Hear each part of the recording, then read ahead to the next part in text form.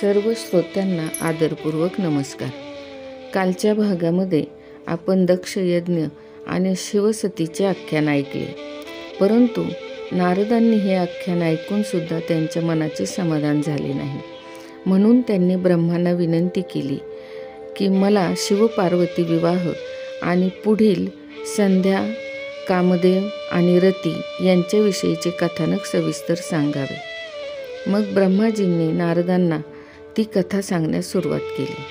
ते म्हणाले की ही कथा शंकरांनी विष्णूंना सांगितली, विष्णूंनी मला सांगितली आणि मी तुम्हाला सांगत आहे. आधी शिव निर्गुण आणि निर्विकल्प होते. उमेशी विवाहानंतर ते द्विरूप व सगुण शक्तिमान झाले. त्यांच्या डाव्या पायाच्या अंगठ्यातून ब्रह्मांची निर्मिती झाली, उजव्या अंगठ्यातून विष्णूंची निर्मिती झाली आणि हृदयातून रुद्रांची निर्मिती झाली. अशी ही 3 रूपे सृष्टीकर्ता, पालनकर्ता आणि संहारकर्ता म्हणून विख्यात झाली. शिवकृपेने मी जीवसृष्टी निर्माण केली. स्वतःबद्दल माझ्या मनात तेव्हा खूप अभिमान निर्माण झाला. त्यावेळी मी माझ्या मनापासून एका सौंदर्यवान कन्येला निर्माण केले. ती मूर्तिमंत संध्या होती. तिच्या सौंदर्यावर अनेक मुनिजन मोहित होते. नंतर मी पुन्हा माझ्या मनापासून एक पुरुष निर्माण केला. तो देखील अतिशय सुंदर होता. तो आपल्या कमल नेत्रांनी सर्व सृष्टी पाहू लागला आणि ब्रह्मांना म्हणजेच मला त्यांनी आदरपूर्वक नमस्कार केला आणि विचारले की काय काम करायचे आहे, कृपा करून मला सांगा. मग ब्रह्मांनी कामदेवास सांगितले की तू आपल्या रूपाने आणि 5 पुष्पबाणांनी स्त्री पुरुषांना मोहित कर. या सृष्टीचे सनातन कार्य चालव. तुझ्यासमोर कोणी उभी राहू शकणार नाही. ब्रह्म, विष्णू, महेश सर्वच तुला वश होतील. तू मुक्त रूपाने प्राणी शरीरात प्रवेश कर व सुखाचे कारण हो. तुझ्या बाणांनी ते निरंतर मदमस्त राहतील. हे तुझे कार्य सृष्टी प्रवर्तक असेल. अशा प्रकारे त्यांनी कामदेवास कार्य सांगितले. कामदेवाचे ते 5 बाण रोचन, हर्षण, शोषण, मारण आणि मोहन अशी नावे होती.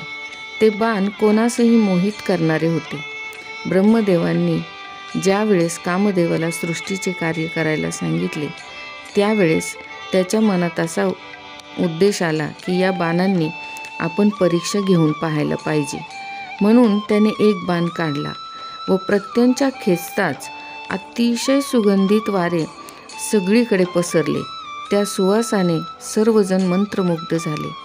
कामदेवाने वेगवेगळ्या बाणांनी ऋषींना व संध्येला पण जर्जर केले. सर्वांच्या मनात तीव्र कामप्रवृत्ती प्रकट झाली. ते पाहून कामदेवाला आपल्या कार्याचा विश्वास वाटला. त्यावेळी धर्म तेथेच होता. आपला पिता व भावाच्या मनात कामबुद्धीचे हे विचार जे चाललेले आहेत ते पाहून त्यास भीती वाटू लागली. त्याने शंकराचे स्मरण केले व यांना सद्बुद्धी द्यावी अशी विनवणी केली. त्यावेळेस एका क्षणात शिव साक्षात त्या ठिकाणी प्रकट झाले. ब्रह्मदेवांच्या मनात कामदेवाच्या बाणामुळे आपल्या कन्येविषयी कामुक भाव निर्माण व्हावा या गोष्टीबद्दल त्यांनी ब्रह्मास खूप संतापून त्या गोष्टीची निंदा केली. ब्रह्माने कोणामुळे आपले मन बहकले हे सर्व जाणले. शंकरांच्या संतापामुळे ब्रह्मदेव लज्जित झाले. त्यांनी कामविकार टाकून दिला. त्या समयी ब्रह्मदेवांच्या घर्मबिंदूतून 64,000 अग्निवात व 86,000 बहिर्षद पित्र निर्माण झाले व दक्षाच्या घामापासून अनुपम लावण्यवती कन्या रती निर्माण झाली. महादेवांनी कामापासून रक्षण करून ते निघून गेले. ब्रह्मदेवास त्यामुळे क्रोध आला की आपल्या मनाची ही अशी अवस्था कामदेवामुळेच झालेली आहे.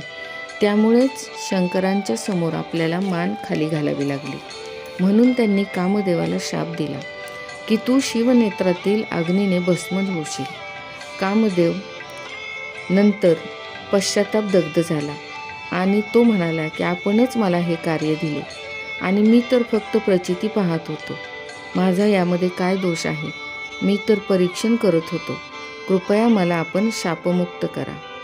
थोड्या वेळाने क्रोध शांत झाल्यावर ब्रह्मदेव म्हणाले, माझ्या मुलीविषयी कुभाव निर्माण केला.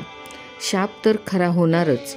शिवपार्वती विवाहानंतर तुला पुन्हा परत नवीन शरीर मिळेल. आणि ते स्वस्थानी निघून गेले. दक्ष कन्या रतीचा नंतर कामदेवाशी विवाह झाला व ब्रह्मदेवांनी नियुक्त केल्याप्रमाणे कामदेव सृष्टीचे कार्य करू लागला.